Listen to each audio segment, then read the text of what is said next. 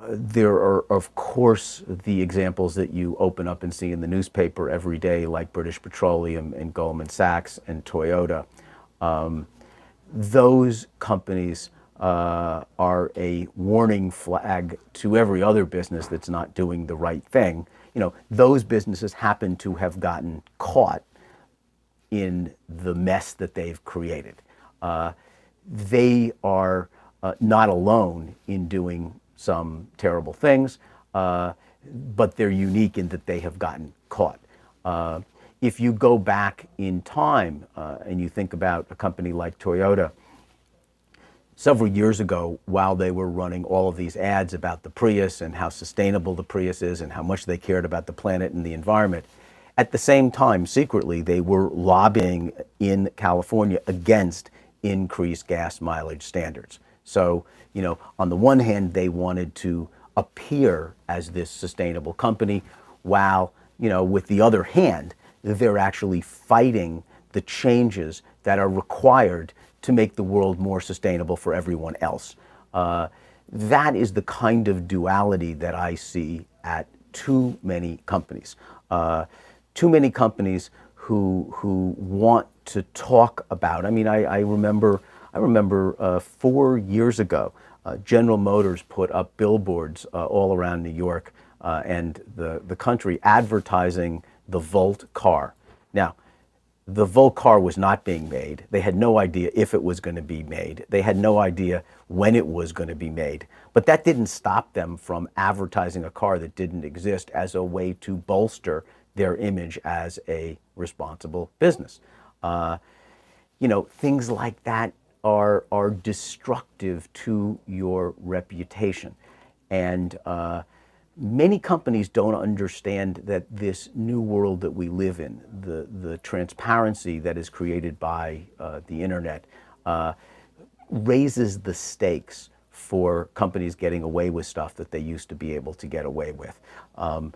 Transparency will be forced upon you if you choose not to be transparent yourself, and you will get caught doing the wrong thing. Whether you get caught by your own employees, whether you get caught by a blogger, whether you get caught by an NGO or the government, you'll get caught.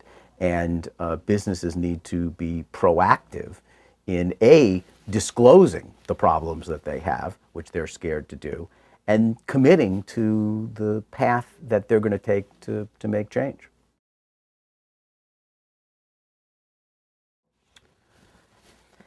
You know, BP, when you think about it, has had a series of problems. You might say it was a gutsy thing for a company who, 99% of what they sell is petroleum, to say we're going to be beyond petroleum. Now, when they made that announcement, I was rooting for them to win, but it was a pretty audacious claim to make, and clearly not a claim they were willing to stick with, because shortly thereafter they started getting out of the alternative energy business and wasted hundreds of millions of dollars claiming to be something that they really were not ready to be. But then they had a terrible explosion at a plant in Texas that killed some of their workers. Then, of course, they've had this tremendous spill in the Gulf of Mexico. There is a series of patterns which goes back to the issue of what kind of culture do we have? What kind of culture do we have that we ignore the questions that must arise inside the company about this intelligence to do some of the things that we're doing? That, to me, is a sign of a culture where those questions are repressed, those questions aren't answered, and a handful of people are allowed to continue to do the wrong thing because they ignore the challenges that are raised internally. And I think that BP,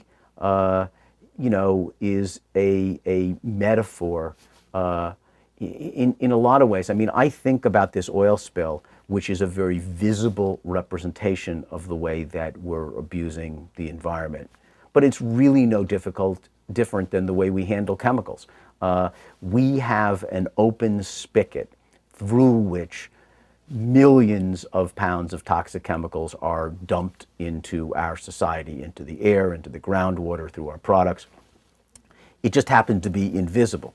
The effects are still there, increased asthma rates, increased cancer rates in children, but we have many oil spills, whether they're chemicals, whether they're petroleum, and this goes back to the notion that we as a society, and particularly we as businesses, have all the warning signs of what's ahead.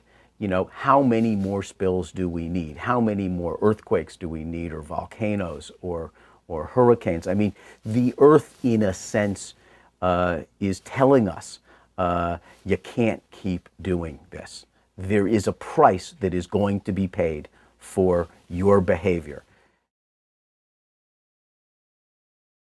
I don't know whether Tony Hayward has children, but if he does, I bet he's getting an earful from his children about how embarrassing it is to go to school every day as the child of the president of BP. We should not underestimate the pressure that brings on CEO and senior management. BP today is not a company you want to tell people you work for when you show up at a party. So there is part of this social pressure that will come to bear on the company. But we also need to hold the government accountable. The government has totally, historically, not held these oil companies accountable for their responsibilities, as we see with the Mineral Management Agency. We need to support NGOs, because often it is pressure from groups like Greenpeace, which I'm a board member of, that will help tilt the scale. Look, you know, you won't catch me buying gas at a BP station probably for the rest of my life. And I think that it is this combination of factors. It's pressure from the government, pressure from the NGOs, pressure from their internal employees, as well as what we can do as individuals. You know, you may think that in this day and age, writing letters and emails doesn't make a difference. It does. I can tell you, as a business owner and manager, when someone writes a letter, I know that there's probably 100, if not 1,000 people that feel the same way that person felt. And that carries a lot of weight. It's not one letter or one email. It is a representation of hundreds or thousands of people who feel the same way. The challenge of moving the commitment to sustainability beyond senior management is ultimately a cultural challenge. You have to send that message. You have to incentivize people. You know, if you pay out bonuses based upon increased sales and profits and not sustainability initiatives, where will people put their attention? On profits and sales. So you have to embed these ideas and incentives within your culture. You have to reward people that are sustainability leaders, not just the biggest salespeople. And so it is ultimately a cultural challenge, and you need to design your culture to function and be aligned with your sustainability objectives, which also means that ultimately it has to be embedded in corporate strategy.